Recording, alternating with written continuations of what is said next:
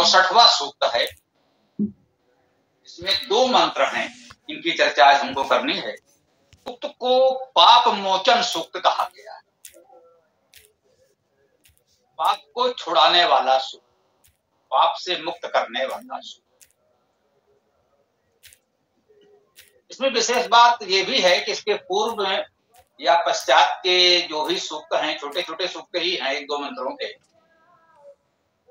उनमें शत्रुनाशन सूक्त, दुरित नाशन सूक्त कहे गए हैं। उनके बीच ये पाप मोचन सूक्त है। तो संदर्भ यही समझा जाए, जो दुरुत है, जो अच्छा नहीं है, दूषित है, पाप भी उसी को कहते हैं, जो दोष है, दुरित है, पाप है,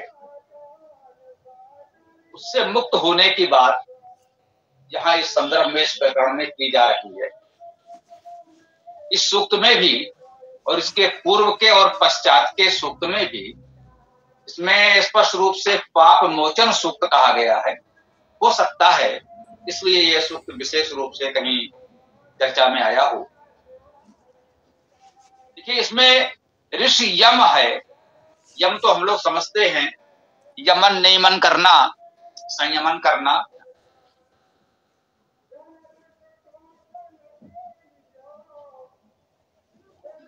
यदि हम लोग यम नियम संयम को जाने समझें, अपनाएं, पालन करें, तो स्वाभाविक है पाप से मुक्त रहेंगे। तो इस मंत्र का, इस सूक्त का ऋषि यम यही स्पष्ट कर रहा है कि पाप से मुक्त होना है तो हमको यम नियम संयम अपनाना होगा।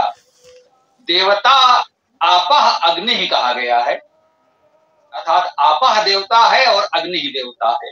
ये 2 देवता हैं इसमें। छंद अनुष्टुप पुष्टारणी बृहति, अनुष्टुप बृहति जो भी छंद है, ये कोई बहुत बड़ी बात नहीं है। मुख्य विषय इसमें ऋषि और देवता का महत्व है। अर्थ करने में उसको समझ लें। ऋषि यम है, हमें इस भाव का सम्मान करना होगा पाप मुक्त होने के लिए।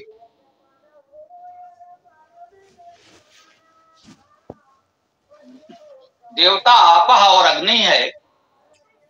स्वाभाविक है इस सूक्त में महत्व हमें आपह अग्नि का बताया जाएगा। आपह और अग्नि के माध्यम से हम पाप से मुक्त होंगे, ये भी बताया जाएगा। आपह क्या है, बहुत बार हम लोगों ने चर्चा की है। अप धातु पालन करने के अर्थ में है और आप धातु है, आप में प्रा लगा तो प्राप्त, व्याप्त है ना, बी आ उपसर्ग लग गया है ना। आप धातु में प्रा उपसर्ग लगा तो प्राप्त हो गया, बी उपसर्ग लगा तो व्याप्त हो गया। तो प्राप्त है, व्यापक है। यदि ये व्यापक भावना हमारी हो, जो प्राप्त है उसको स्वीकार सम्मान करें। और अग्नि का अर्थ भी शाब्दिक अर्थ हम लोगों ने बहुत बार किया है, अनुसूक्त बहुत से पढ़े हैं। अग्नि धातु का अर्थ गति करना। अग्नि धातु से अग्रणी शब्द भी बनता है, ग्रहण करने का अर्थ भी इसमें निहित है धातु में। तो अग्नि का अर्थ हम लोग अग्रणी, प्रगतिशील, ग्राही करते हैं। इन भावनाओं का अनुगमन करते हुए हम पाप से मुक्त हो सकते हैं। एक सामान्य सी बात इस सूक्त के संबंध में हम ऋषि और देवता पर विचार करते हुए ही समझ सकते हैं। आगे देखें मंत्र क्या कह रहा है।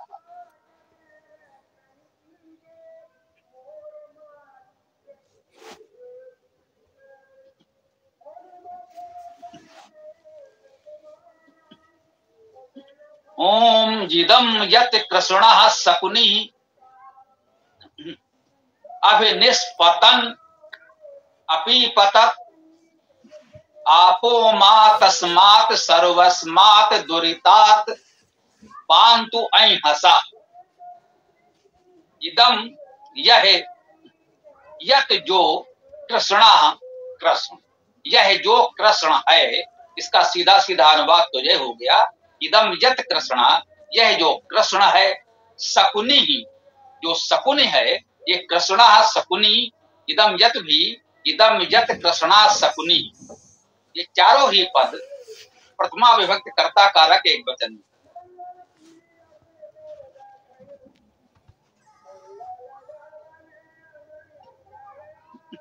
तो प्रथमा विभक्त होने से भाव यही है कि ऐसा है।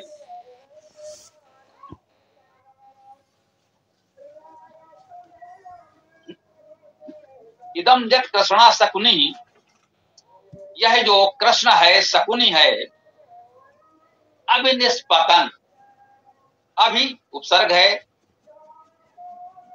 अभिता परिता सबोर से, निह यह भी उपसर्ग है, निश्चित रूप से निरंतर अर्थ में ले लें। अब पतन में पत धातु है, पत धातु का अर्थ गिरना भी है और पत धातु का अर्थ ऐश्वर्य होना भी है। अब जो अर्थ यहाँ पर उचित होगा ग्रहण कर लिया जाएगा। कहा गया अभिनिष्पतन, अभितः निरंतर, निष्पतन निश्चित रूप से पतन होता हुआ, कह लें गिरता हुआ, पतन कर, है ना, पतन का अर्थ गिरना, पतन होता हुआ कहने तो वो भाव अपने आप आ रहा है।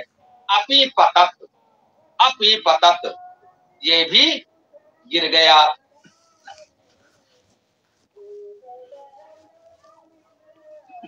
अपि पतत में भी आ तो क्रिया उपसर्ग है, पी पुनरुक्त होता है कुछ क्रियापदों में, उनका पपाठ आदि प्रयोग भी हम लोग परिचित हैं, जो थोड़ा सा संस्कृत से परिचित हैं। तो अपि पतत अर्थात गिरा, गिर पड़ा का अर्थ मान लें, भावार्थ कुछ प्रकार से कर सकते हैं कि ये गिर पड़ा ना।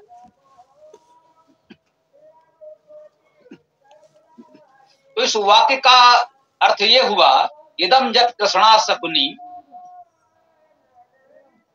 अभिनिष्पतन अपि पतत, यह जो कृष्ण है शकुन है, ये सब ओर से निरंतर गिरते हुए आ पड़ा, हमारे ऊपर आ गया।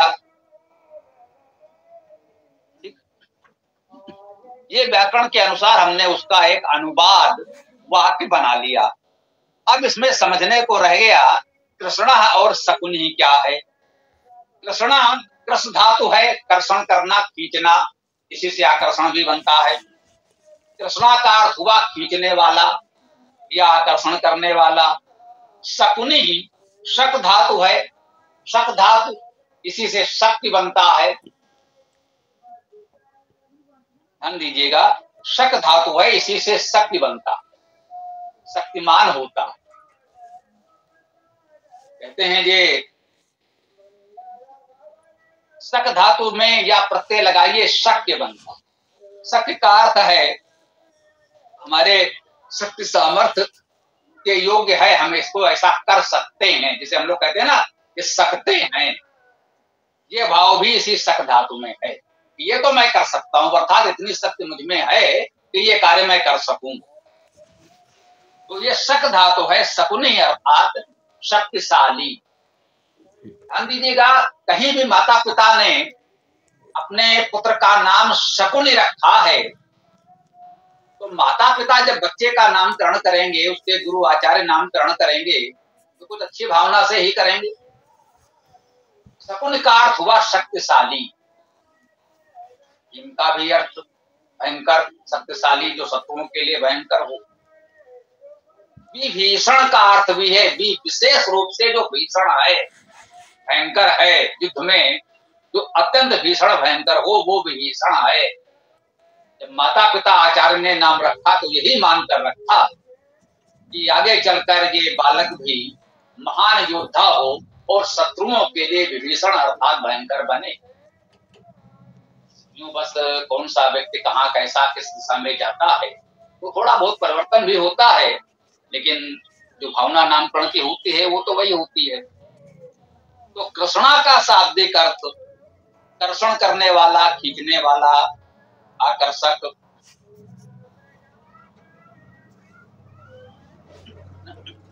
शकुनी का अर्थ शक्तिमान, शक्तिशाली।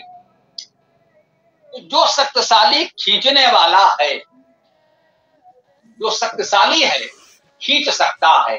अब देखिए, शाब्दिक अर्थ वही रहेगा, हम निरंतर आपसे कहते हैं, भावार्थ में परिवर्तन हो सकता है। शाब्दिक अर्थ वही रहेगा, उसमें परिवर्तन नहीं। कृष्णा खींचने वाला, आकर्षक, अच्छे अर्थ में आप कह सकते हैं। कोई किसी को बलपूर्वक खींच ले जाए, ये अपराध है, ऐसा नहीं करना चाहिए, हम कहेंगे। वहां भी कृष्णा का अर्थ वही खींचने वाला ही आ रहा है। और जब जो सब कुछ खींचकर अपने में ही समाहित कर ले, कृष्ण का अर्थ काला रंग भी होने लगा। क्यों होने लगा? तो वही है, शाब्दिक अर्थ वही रहेगा। उत्की प्रकाश को पढ़ने वाले विद्यार्थी जानते हैं।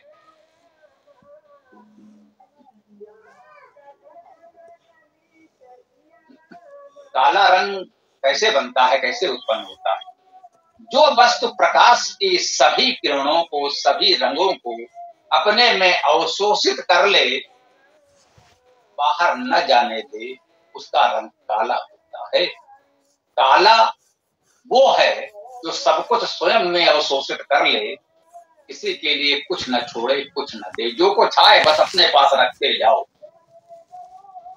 अन्य के लिए कुछ नहीं देना। रंग प्रकाश की किरणों से निर्धारित होता है, तो उसे काला या कृष्ण भी कहा गया, जो सारे रंगों को, सारी किरणों को खींचकर अपने में समाहित कर ले। उस वस्तु का रंग जो होता है, दिखता है, उसे हम काला कहते हैं। कृष्ण इसीलिए कहा कि उसने सब कुछ खींच लिया, अपने में समाहित।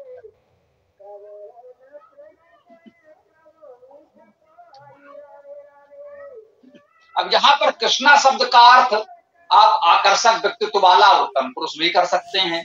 कृष्णा का अर्थ बलपूर्वक किसी को खींचने वाला भी कर सकते हैं। और सब कुछ खींच कर, छीन झपट कर अपने पास रख लेने वाला, वह काले मन का व्यक्ति भी कर सकते हैं। ये प्रसंग के अनुकूल भावार्थ किए जा सकते हैं। ध्यान दीजिएगा, शाब्दिक अर्थ सब में वही है, शाब्दिक अर्थ में कोई परिवर्तन नहीं हुआ। अलग अलग विद्वान भाष्यकार जिसके अलग अलग भावार्थ लिख देते हैं, तो भ्रमित न हो। ध्यान दें, धातुज अर्थ, शाब्दिक अर्थ सबका एक ही है।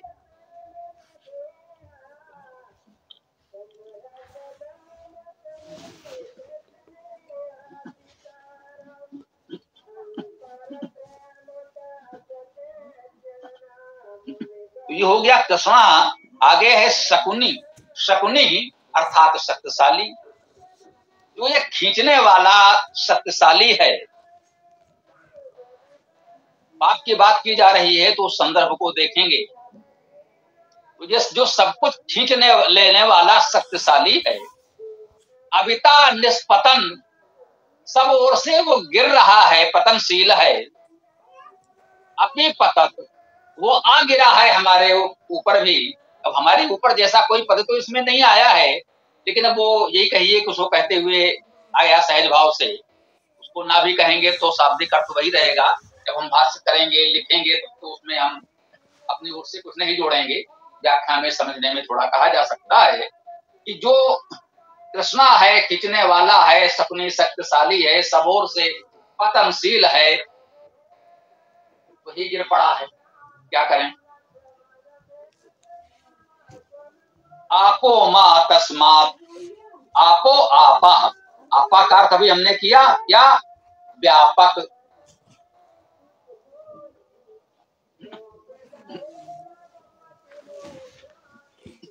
अप धातु माने तो पालन करता, अप धातु का अर्थ पालन करना है।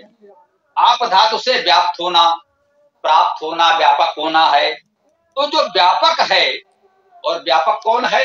सर्वव्यापी तो परमेश्वर ही है, या व्यापक भावना वाले समाज के मनीषी देवजन हैं, तो वो आप। इसलिए देखिए, अभी भी हम लोग बोलचाल में सम्मान से आप कहते हैं कि आप बड़े हैं, व्यापक हैं, आप उदार हैं। उस भाव से हम सम्मान से एक दूसरे को आप कहना चाहिए। वो आपो यहाँ वेद में आ रहा है, मान ले संभवतः उसी भाव से है। हो सकता है तब से कहीं ना कहीं लोक व्यवहार में प्रचलन में रहा हो, अब वो अधिक मुखर हो गया हो, ये हो सकता है। माँ मुझको, इस माँ को भी समझना होगा। माँ का अर्थ अव्यय के रूप में लेंगे तो नहीं होगा, और वेद में मां मुझको के अर्थ में भी मां आ जाता है, वो अस्वर हलंत मां का लोप हो जाता है। कहते हैं आपो मां, आप मां मुझको, तस्मात उससे, सर्वस्मात सबसे, तस्मात सर्वस्मात अर्थात उस सब से, इन सब से ऊपर कहा गया। अब निष्पतन, जो सब ओर से पतनशील है, वो हमारे ऊपर भी पतित हो रहा है, गिर रहा है। तो तस्मात सर्वस्मात, उस सब से, दुरितात बुराइयों से, दुरितात कहा गया है बुराइयों से। हम देख रहे हैं समाज में चारों ओर से बुराइयां ही बरस रही। अच्छाइयां ग्रहण करने के लिए तो हमें बहुत प्रयास करना पड़ता है, तब कहीं हम कुछ अच्छाई ग्रहण कर पाते हैं, परंतु बुराइयां फैली हुई हैं, उसको खोजना नहीं पड़ता। बुराइयां तो हमें सहज भाव से मिल ही जाती हैं, चाहे अनचाहे। तो कह रहे हैं आपो मां तस्मात सर्वस्मात दुरितात, तो वह आप जो पालक रक्षक है, व्यापक है, वह मुझको उन सब दुरितात बुराइयों से पांतु बचाए। बाधा तो पालन करना, रक्षण करना, पांतु बचाए। और किससे? अहिंसा। क्या कहा? तस्मात सर्वस्मात दुरितात अहिंसा, अहिंसा। अब देखिए अह जो आया है, इसका भी अर्थ कुटिलता है, कुटिलताओं से, बुराइयों से। ये कह रहे हैं कि वह आप व्यापक परमेश्वर हमको उन सब कुटिलताओं से, बुराइयों से बचाए। यदि हम ऐसे सारे कुटिलताओं, बुराइयों से बचे रहेंगे तो पाप मुक्त रहेंगे, फिर पाप होने का कोई भाव प्रभाव हमारे मन पर कोई बोझ नहीं रहेगा, स्वाभाविक है। अगला मंत्र देख लें, सुख का द्वितीय मंत्र।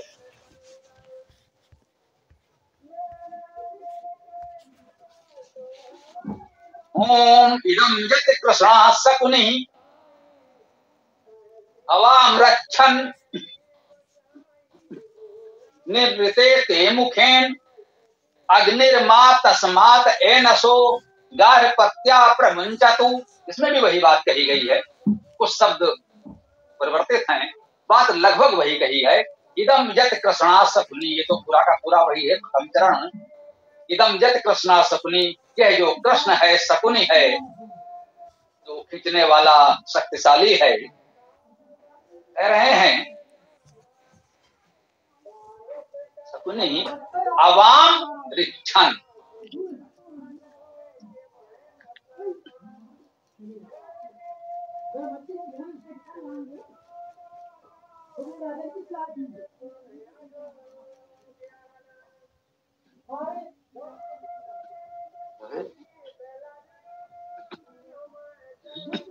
अवाम रक्षत, एकत्र करने का भी अर्थ इसमें किया गया है। आइए हम देख ही लेते हैं। ये इसमें रक्ष धातु जो है, इसका अर्थ विकर्तने, काटने के अर्थ में, और एक रक्ष धातु है रक्षणोति, ये हिंसने, प्रकाशने के अर्थ में है, प्रकाश के अर्थ में। तो काटना और हिंसा करना तो एक ही बात हो गई, प्रकाश करने का एक नवीन अर्थ और निश्चित रूप से हमें प्राप्त हुआ।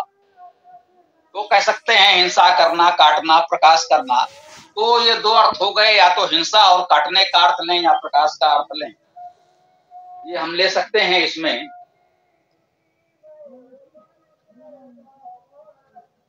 ना।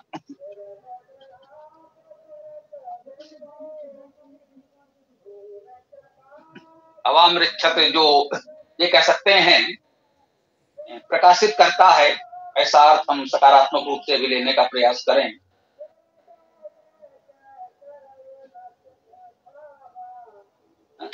इदम यत् कृष्णा शकुनी अवामृच्छत निर्ऋते। निर्ऋते शब्द संबोधन में है, ये पद संबोधन में है, हे निर्ऋते। देखिए, निर्ऋते पद संबोधन में है, स्वाभाविक है, सकारात्मक रूप से है। हम संबोधित किसे कर रहे हैं? हम निर्ऋते से परमेश्वर को संबोधित कर सकते हैं।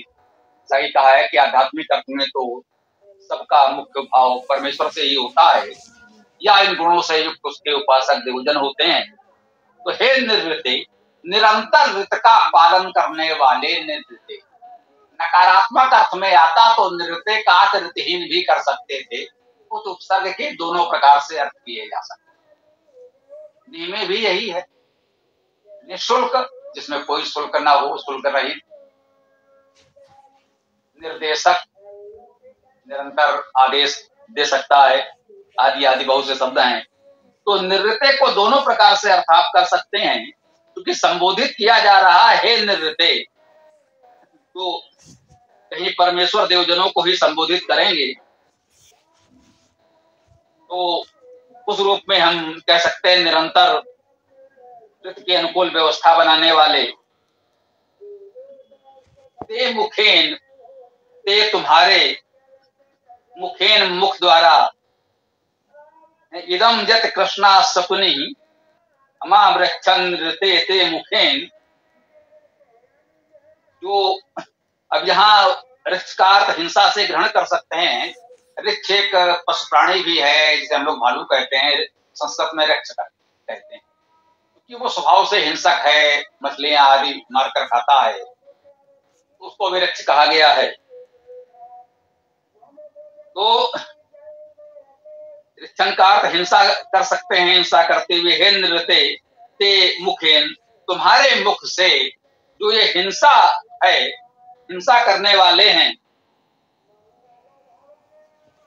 जो ये कृष्ण हैं खींचने वाले, शकुनी शक्तिशाली हिंसा करने वाले, तुम्हारे मुख से ही निकल रहे हैं। उस परमेश्वर से तो सब कुछ उत्पन्न है, हम मानते ही हैं, तो उस प्रकार से इसको ग्रहण कर सकते हैं। गार्हपत्या एक शब्द आया है, ग्रहपति से बनेगा गार्हपत्या, ग्रहपति संबंधी। जो ग्रह का अधिपति है वह ग्रहपति, उससे जो भी संबंधित है वो गार्हपत्य, उसका जो भी आदेश निर्देश परिवार संसाधन जो भी है उसको कह सकते हैं गार्हपत्या, ग्रहपति का ग्रहपति संबंधी।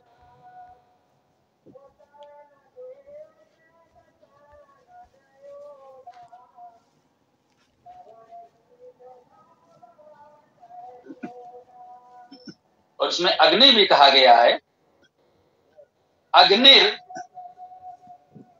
मा तस्मात एनसो गार्हपत्या। अग्नि गार्हपत्या, गार्हपत्य अग्नि, ग्रहपति का अग्नि। तो ग्रहपति का अग्नि का अर्थ अग्रणी, प्रगतिशील, ग्राही। जो ग्रहपति की अग्नि है उसकी अग्रता है, उसकी ग्रहणशीलता है, उसकी प्रगतिशीलता है ग्रहपति की।